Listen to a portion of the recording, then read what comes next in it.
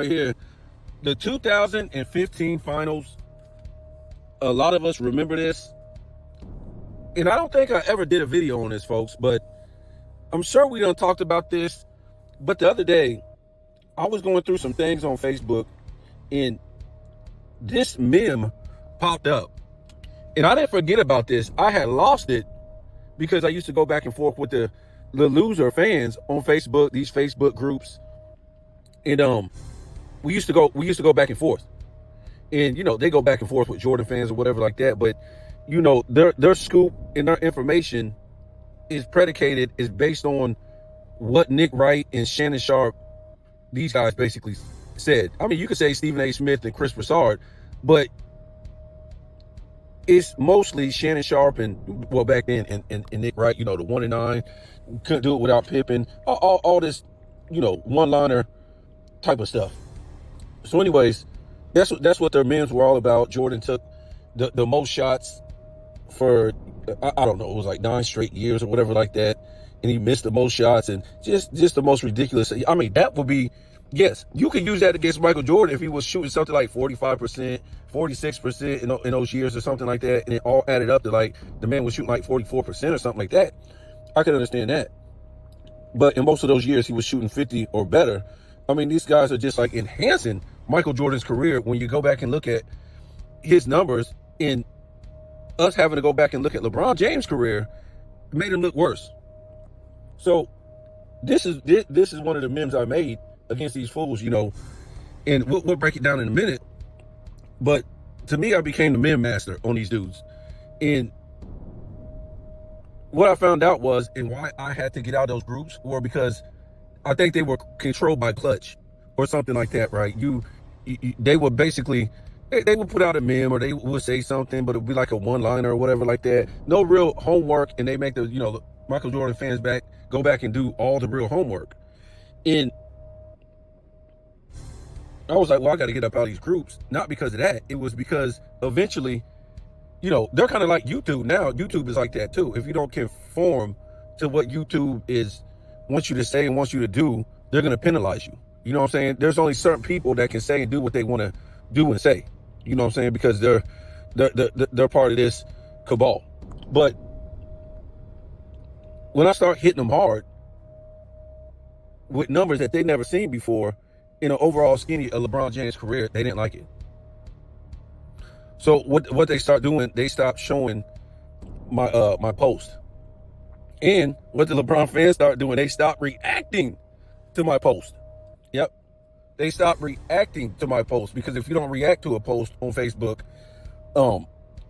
it's going to get less views. So they won't even react. Which was smart. It was very smart of them. They're not dumb. They're not dumb. It's like Gilbert Arenas, FYF, all these fools ain't dumb. They know the deal. They know LeBron James ain't about nothing, and his career was a failure, and he's not top 10. But it's more money to be made telling lies. That's where the money is. That's just the world we live in, folks.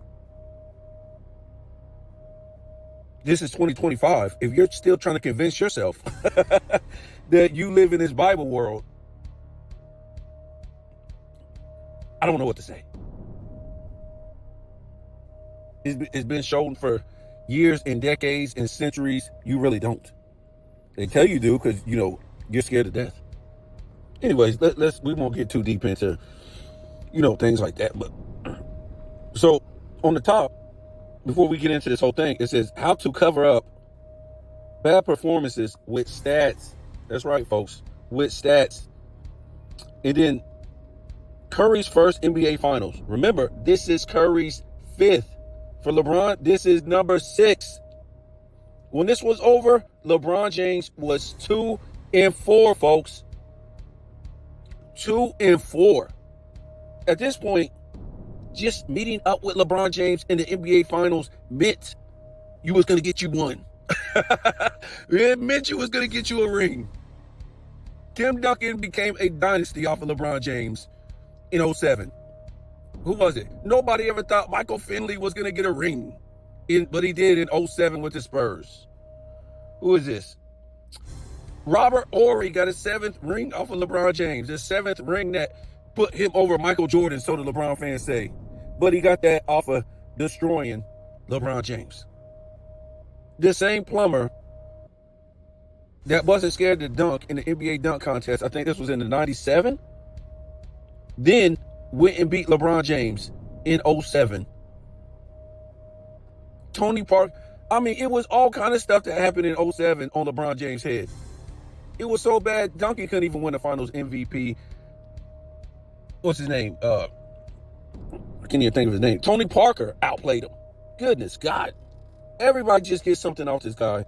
But yeah, if you want to ring, play LeBron James in the finals. That's what it was at this point.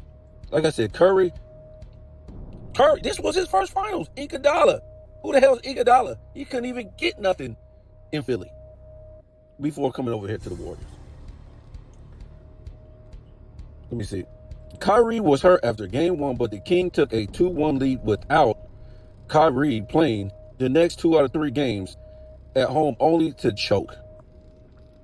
So let's look at this. LeBron James, his stats, because that's what they like, stats. 35.8 points per game, 13.3 rebounds per game, 8.8 assists for LeBron. And his fanboys said he did his part. That's right, folks. So game 1, 44 points, 8 rebounds, 6 assists, 0 steals, 0 blocks on 47.4% from the floor. Pretty good. But he shot 25% from 3. He was 2 for 8 from 3 and was 60% from the line, folks. He shot 8 threes in that game, and he shot 10 free throws in game 1. Game 2, 39.16 rebounds, 11 assists, 1 block, 1 steal. That's monster. Rah! Hold on, wait. On 31.4% from the field? What? 50% from 3, 3 for 6. Not bad. It's a lot of threes, though, still. Is 77.8 from the line. The guy shot 18 free throws. He was just going to the bucket, folks. 31.4. So basically, this guy chugged up a lot of shots to get those 39 points.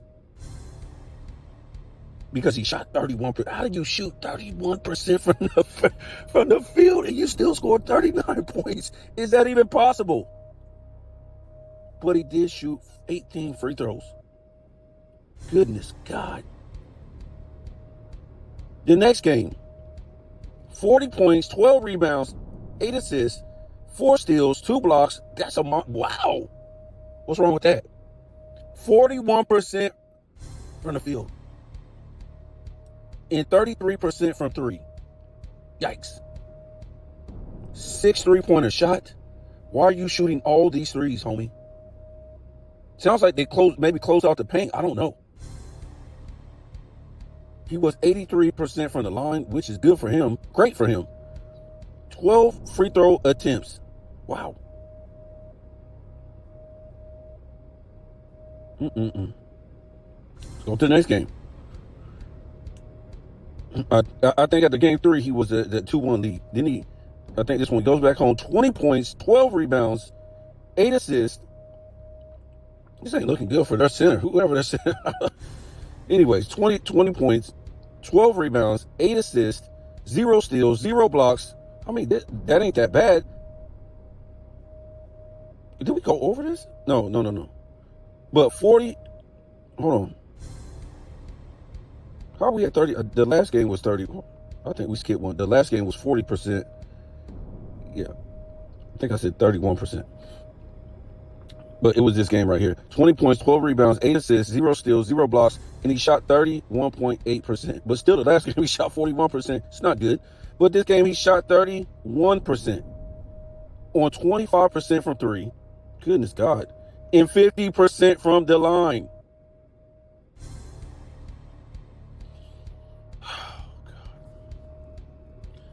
It's tied 2-2 now. 40 points, 14 rebounds, 11 assists, 1 steal, 0 blocks.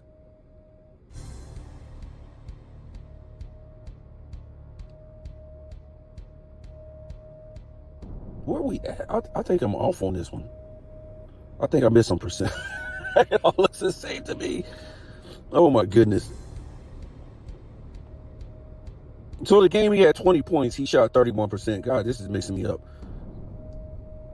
Yeah, game 5 where it was tied going into game 5. It was 2-2. He 40 points, 14 rebounds. Oh, you know what I'm looking at? It's only a game 6. For some reason, I thought it was a game 7. Anyway, 14 rebounds when he had 40 points, 11 assists, 1 steal, 0 blocks. What is this? 44% from the field. Shot 8 threes, 37% from 3. And shot 9 free throws, 77% from the free throw. The closeout game, folks. 32 points, 18 rebounds. Let me see. 9 assists, 2 steals, 0 blocks. Shot 39% from the field. Goodness God. 2 for 10 from 3. 20% from 3. And 50% from the free throw line. So this is what's so crazy right here. Yes, his stat line was basically 35, 13, 8, 1 steal, 0.5 blocks. And field goal percentage was 39.8%. Bro, even if it was 40, that's bad for him. That's awful. He's not a shooter. He's a fake perimeter player, folks. When we try to tell you this guy is not a perimeter player, he's not. It's all fake. It's a dude that don't want to practice on his post moves. Paint moves. He's not a Scottie Pippen. He's not a James Worthy. He's not a stretch four. He's none of that. He's a paint guy. I don't care what nobody, he's too big to play on the perimeter. But they had to take out defense so it could make it look like he could play on the perimeter.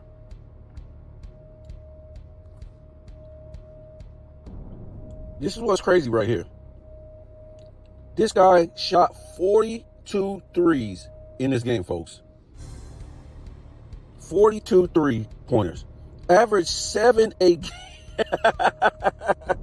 Oh my God.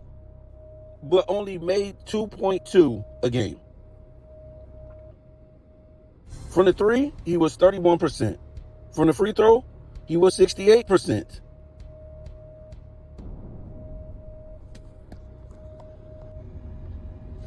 And I didn't even get into his turnovers. I didn't even get into the turnovers. I think it was a lot some games. I just left it alone because he only ended up with 3.5 turnovers, which is very low for him. Especially in the finals, in the NBA finals that he lost. You know what I'm saying? That's great for him. 3.5. And then you can't really blame him. I mean, you can blame him, but the fact that now he has the ball a lot because Kyrie got hurt. Kyrie got hurt. And I'm trying to tell you guys, it's so just like all this stuff is like, you know, marinating and circling around in my head about these NBA finals in the way he lost them. All these guys keep coming up hurt. And I'm trying to tell you, when money is involved, I'm starting to look at the bigger picture, man. And I'm talking about money on books. It's just, why are his teammates always, nobody is getting hurt like that. I'm not going to say nobody, but it's just so suspicious that his teammates are always getting hurt or something just like crazy happens in the NBA finals with this guy. Why were they sitting Tim Duncan at the end of that game? Something fishy, man. I'm trying to tell you. Dwayne Wade getting hurt in game 4. Was it game 4? No, I think it was one of those games. It's just everything surrounding this guy's career is just like so fishy, man. And if that ain't even the case, what I'm talking about, it's just funny, like, you know, the way these guys operate, how they pop right back up the next season. Like the injury really didn't even affect them. Like it really didn't even affect them like that, folks. I'm gonna just leave that alone. Um, but yeah, there you have it, folks. I don't really know what else you want. Nobody was asking this guy to win that series. But again, who the hell was the Warriors before that year, folks? They were nobody. The Cavs came together. This was an easy victory. It was easy. How do you get hurt in the NBA? This is your first NBA Finals together. How did you get hurt?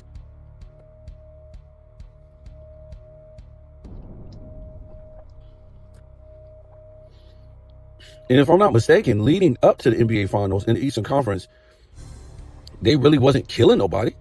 A lot of them series were close, and they weren't even the damn number one seed that year. That's just crazy, man.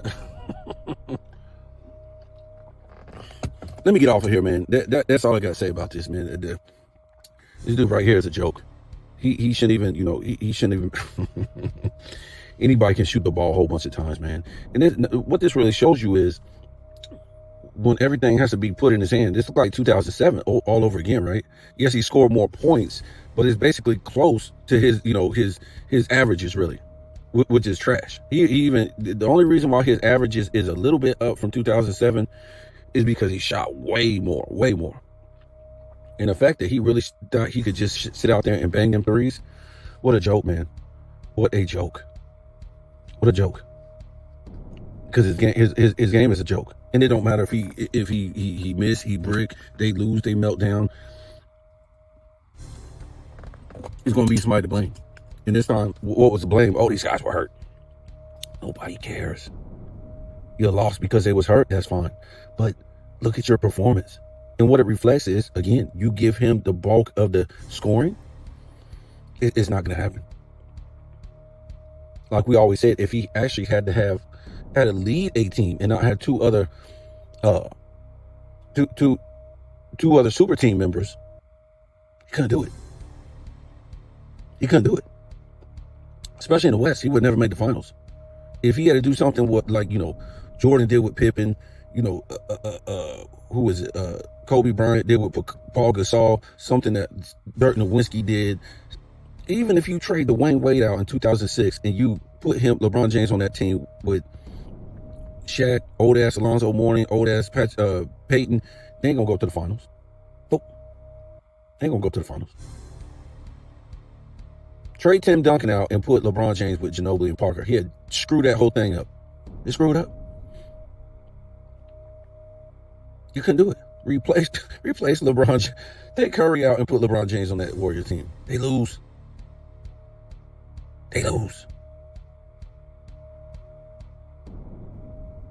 He can't do it as a leader. He needs two other leaders to help him out. Chris Bosh, Dwayne Wade. He can't just play with another leader. He needs two other leaders just in case he don't pull his weight. And then he needs all these number twos. Right? He can't just have this guy's a number 3, this guy's a number 4, this guy's a number 5, this guy's a number 6. Nope. He needs all number 2s. Seriously. All the guys down the line that played on this team that you would think was a number 3, 4, 5, 6, 7, 8, they're all number 2s on other teams, folks. Yeah, go look at his rosters. All those guys are number 2s. Besides the super team guys that are number 1s. But all the other guys are number 2s. On any other team. I'm not trying to say they're all Hall of Fame number 2s. No. And some of them could have been if he would have did what the hell. A lot of guys would have been going to the Hall of Fame, top 75, whatever like that, if he would have did what he was supposed to do as a so-called number 2 greatest player of all time. Because when you really look at the top 10, all these guys did what they were supposed to do. That got them in the top 5 and stuff like that, the top 10. They did what they were supposed to do. A lot of their teammates is Hall of Famers because of them.